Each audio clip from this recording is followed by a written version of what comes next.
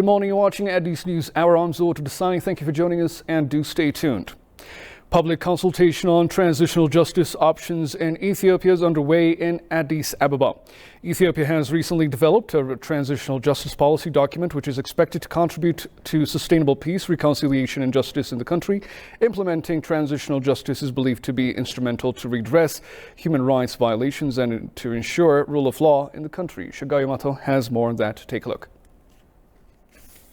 Ethiopia has recently developed a transitional justice policy document which is expected to contribute to reconciliation and justice in the country. An inaugural ceremonial public consultations on transitional justice options in Ethiopia was underway in the presence of Deputy Prime Minister and Foreign Affairs Minister Demeqe Mekonnen, federal government officials, regional presidents, religious fathers and other stakeholders. Speaking at the occasion, Deputy Prime Minister and Foreign Affairs Minister Demeqe Mekonnen underlined that implementing transitional justice is essential to heal wounds happened in various parts of the country by the war. Executing transitional justice to protect human rights and ensure rule of law in Ethiopia is demanding more than ever. We all also need to discharge our responsibilities to implement transitional justice so that conflicts and human rights violations will not be violated again. The transitional justice destiny will be achieved genuinely, accountably, and in an equitable manner.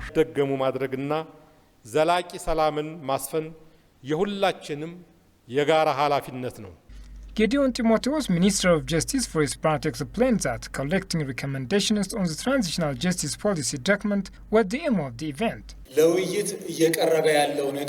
What we are discussing is not a draft policy, but it is an alternative policy document. What was usually is we discuss on a draft policy and then we will approve it. But now we agree that something different is essential. We are collecting recommendations that can serve as a draft policy alternative.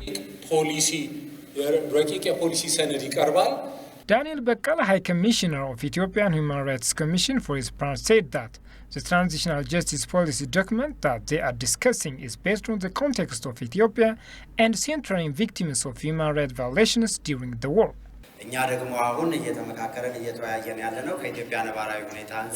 A policy document that we are discussing is based on the context of our country that involves victims of human rights violations. The document will also prevent further human rights violations and conflicts. Therefore, the discussion is vital and it is a good beginning for our country, and I recommend our government in this regard.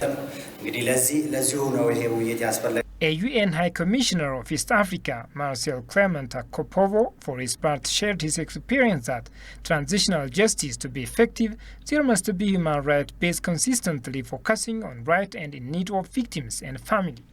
I have seen that for transitional justice effort to be effective, there must be human rights based, consistently focusing on the right and the need of victims and their family, and the meaningful participation of the affected population is a crucial element in that respect.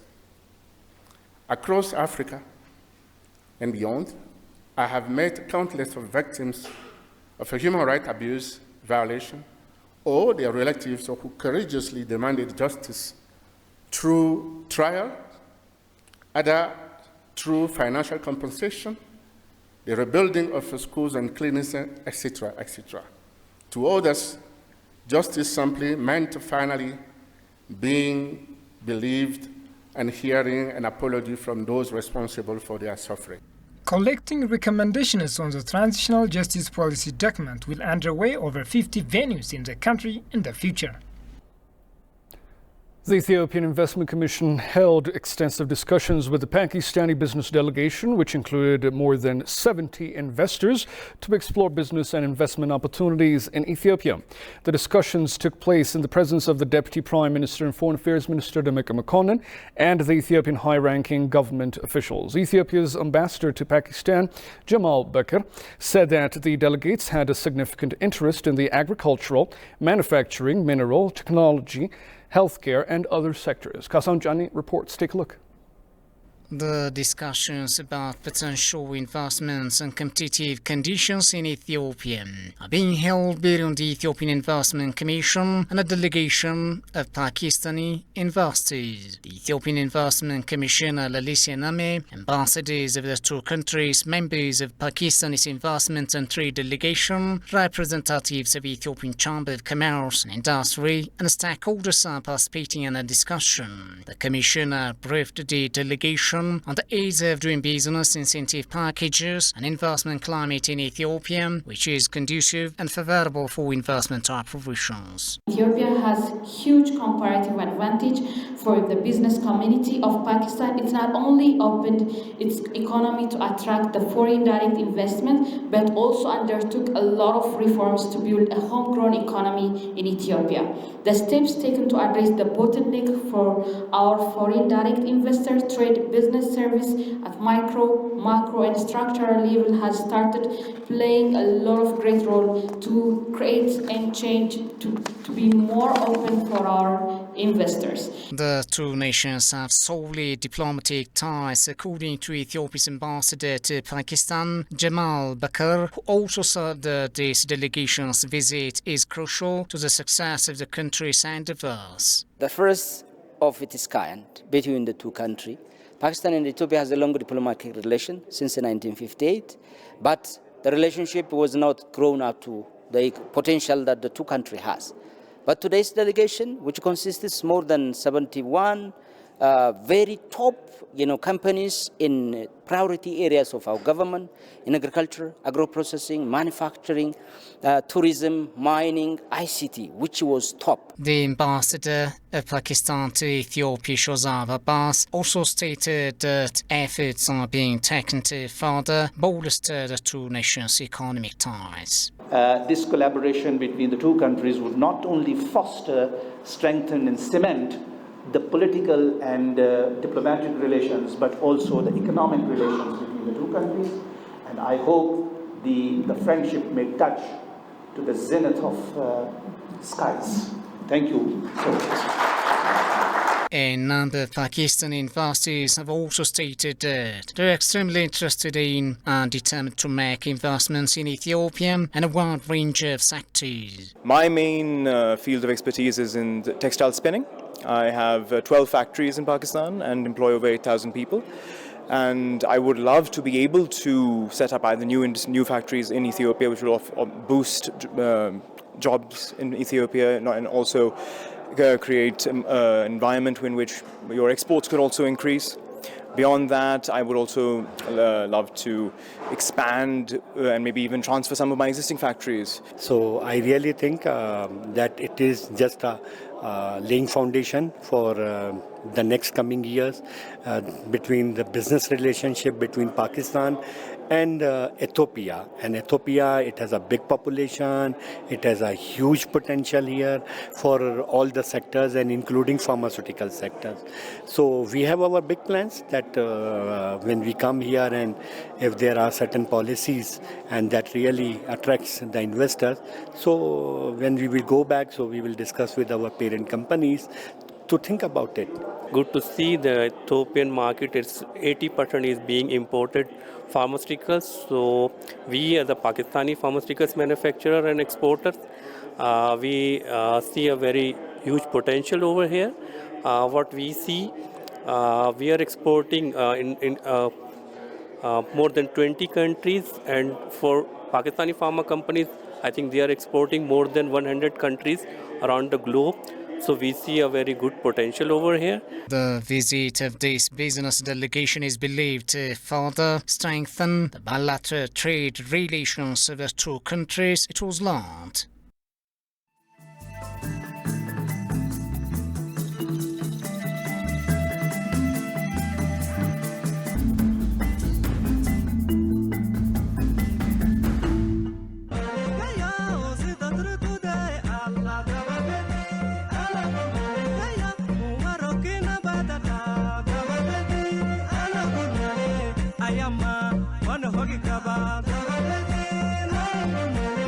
I am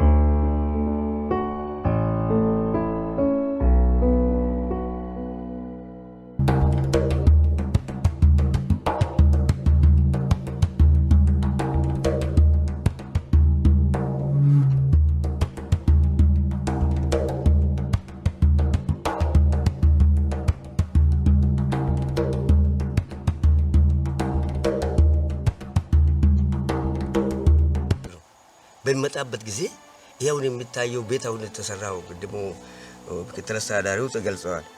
በቂ አይደለም፣ ዱንካን የለም። ይሄ መንጎ ስር ነው የሚሰፍረው ሁሉ። ይሄ ዝናብ እየዘነበ እዛ ውስጥ ነው የሚያድረው። አሁን አንዳንዶቹ ማሻአላ እየመጡ ማለት ነው ራሳቸው ለሶስት ቀን ብቻ አድሮበት የሚወጡ እየሰሩ እየተስፋፋ ነው። ለወደፊቱ ኢንሻአላ እኛ ተስፋ አንቆርጥም። በብዛት የሀገር ውስጥ ቱሪስቶች ወይም የሃይማኖቱ ተከታዮች በአብዛኛው ጊዜ በመስከረም ወር ውስጥ በሚከበረው የአረፋ በዓል ላይ ብዛት ያላቸው የሃይማኖቱ ተከታዮች ወደዛ ቦታ መጥተው ያንን በዓል ያከብራሉ።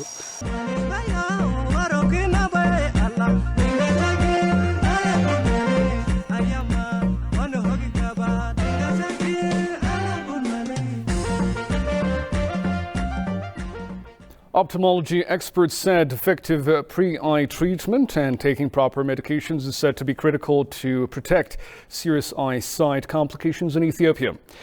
Al Basar International Foundation is giving free eye treatment and medication services for over 30,000 Ethiopians in Warabe, Jimma and Addis Ababa. Haptama Shagri has more on that. Take a look. Ethiopia is implementing prevention health policy strategy to control health complications. Eye disease is one of the diseases that can be treated by pre-medication activities.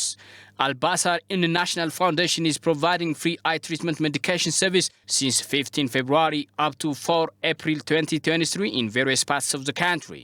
በአብዛኛው አቅመ ደካማ የሆኑት እናቶቻችን አባቶቻችን The Al Basar International Foundation provides eye medication opportunity for elders. This medication is given for 3 consecutive periods. We are providing effective eye medication service for 2 rounds in Alert Hospital.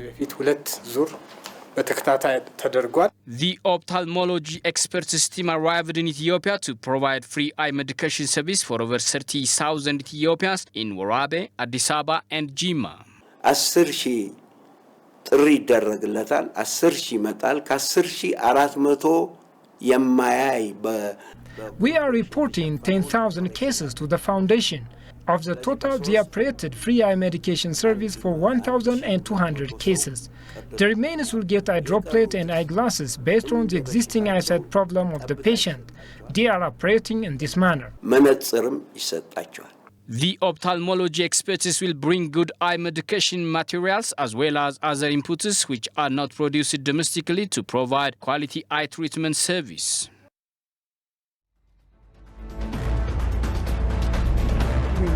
The 70th Global It's expected that Ethiopia is Ethiopians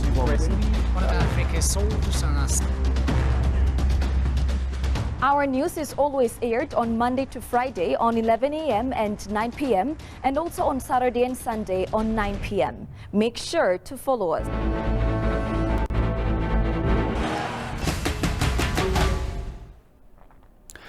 Conducted research looked into identity being interpreted in multiple forms.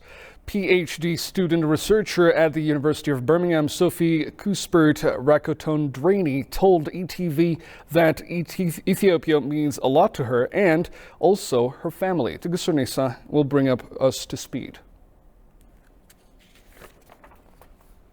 A PhD student and researcher at the University of Birmingham, Sophie Cuthbert, told ETV that Ethiopia means a lot to her and also her family. Yeah, Ethiopia is a very special country. But of course it is not the country as in terms of the soil, but it is the people, isn't it? And I've really fallen in love with Ethiopia.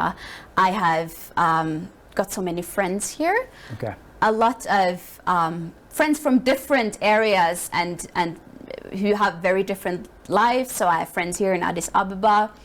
And I have also friends in the rural areas, and it has taught me a lot, not only about Ethiopia, but also about myself in the interaction with other people. And it has been very important for me. Actually, since the first time I came to Ethiopia, I felt at home. Wow. And I felt that this was a place I wanted to be. And luckily, my husband felt the same way. Wow. So. Okay. We really feel so comfortable here. The researcher further stated that on her research that focused on Mao people in southern peoples, nations and nationalities of Ethiopia, she found out that identity and ethnicity are often taken as one, but two different and far complex matters, she noted. Often, I think we believe that identity and ethnicity are the same thing. So one person has one ethnic identity, and that is what makes up their one identity.